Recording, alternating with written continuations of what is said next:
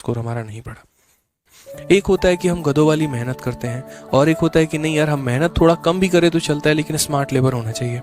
मैंने जीवन में इतनी परीक्षाएं दी, ठीक है। मैंने एसएससी सीजीएल का पेपर, सीएचएसएल का पेपर, उसके बाद यहाँ पर जो है आईबी का पेपर दिया, और कई सारे पेपर से मुझे काफ़ी कुछ सीखने को मिला। अगर हम बात करें, जो मैंने सीडीएस 3 बार निकाला है, तो कभी सीडीएस निकालने के लिए मेरा पूरा सिलेबस कंप्लीट ही नहीं था। मैं मैथ्स और इंग्लिश के आधार पर हर बार सीडीएस निकाल लेता था। जीएस में बस मुझे स्कोरिंग मार्क्स स्कोर करने होते थे, पासिंग मार्क्स स्कोर करने होते थे।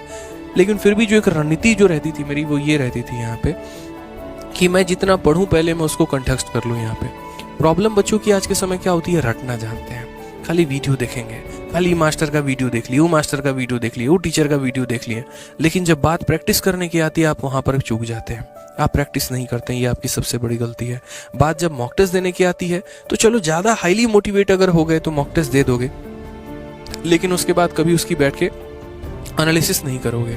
मतलब ये वही बात हो गई कि डॉक्टर साहब ने कहा जाइए खून का जांच करवाइए, तो जाकर आप खून का जांच करवा दिए, और जांच करवाने के बाद ना आपने जांच की रिपोर्ट ली और ना आप दोबारा डॉक्टर से मिले, तो आपके जांच करवाने का फायदा क्या था।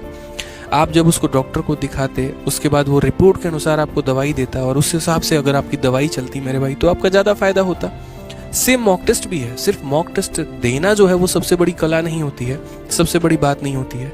मॉक टेस्ट देने के बाद उसको एनालाइज करना वो सबसे बड़ी बात होती है। ये हमारी कमियां थी और हमें इस पर काम करना है, हमें अपने स्कोर को बढ़ाना है।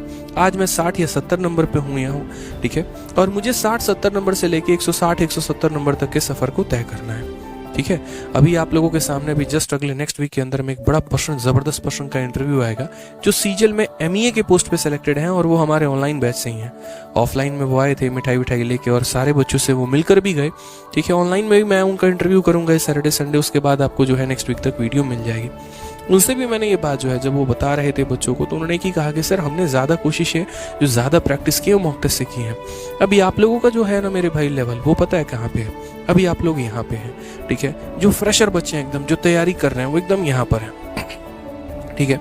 और जो टारगेट है ना, वर्दी जो रखी हुई है ना आपकी, आप ऐसे समझ लीजिए, ऐसे पहले आप यहाँ पढ़ाई करेंगे, अपना शेड्यूल बनाएंगे, 2 से 4 घंटे हमने पढ़ाई कर ली, उसके बाद यहाँ पर अपना थोड़ा सा वोकैबुलरी पढ़ लिया, थोड़ा सा ग्रामर पढ़ लिया। अभी जीवन में जैसे एक तरफ पढ़ोगे तो फिर अगली तरफ फिर भूलोगे, फिर भूली हुई चीज़ों को फिर पढ़ना है, फिर संभालना है अपने आप को लेकर। तो जीवन में ऐसे पड़ाव करते करते करते करते तब जाकर अपने मंजिल पे पहुंचने वाले हो, और इनमें बहुत समय लगेगा। ये जो स्टेज है ना जीवन का, ये एक स्टेज नहीं है। जैसे मनुष्य का जो है एक शिशु अवस्था होता है, उसके बाद थोड़ा सा जो है युवा अवस्था होता है, फिर वृद्ध होता है। टोटल शेक्सपियर ने कहा कि there are 7 stages of life, जीवन के 7 स्टेज हैं।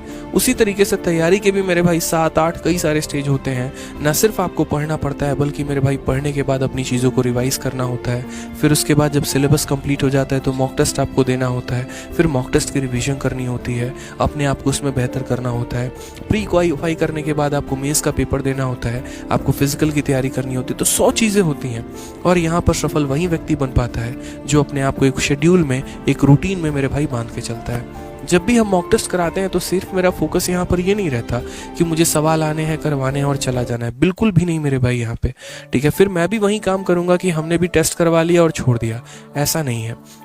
आप इस बात को समझिए, क्या आवश्यकता पड़ेगी आप मॉक टेस्ट दे रहे हैं, क्योंकि आपको अपना स्कोर बढ़ाना है, आपको सिलेक्शन लेना है, ठीक है। तो जब ऐसा है कि सिलेक्शन लेना, तो फिर दीजिए ना मॉक टेस्ट। यहाँ पे रोका किसने है आपको।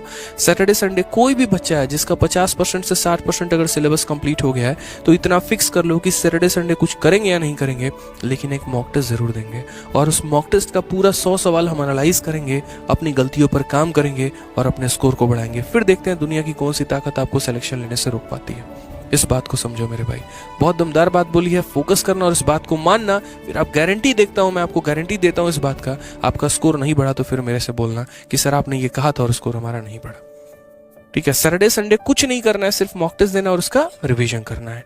एक बच्चा पूछ रहा है मॉक टेस्ट कहाँ से लगाएं, आपको जहां से इच्छा करे आप वहां से मॉक टेस्ट लगाइए। कोई भी कंपनी मार्केट में जो प्रीवियस ईयर का एक अच्छा मॉक टेस्ट आपको दे रही है, बढ़िया तरीके से सवाल उसमें खूबसूरत तरीके से दिए गए हैं, उसके सॉल्यूशन मेरे भाई यहाँ पर दिए गए हैं, जहाँ पर अच्छे से बच्चों का आपको रिजल्ट देखने को मिल जाता है, आपको अपना रैंक देखने को मिलता है और सुधार करने के मौके मिलते हैं, और बहुत बढ़िया इंटरफेस है। तो आप आराम से उस कंपनी का मॉक टेस्ट दीजिए, आपको बहुत बेनिफिशियल होगा। हर चीज़ का ध्यान रखना है यहाँ पे।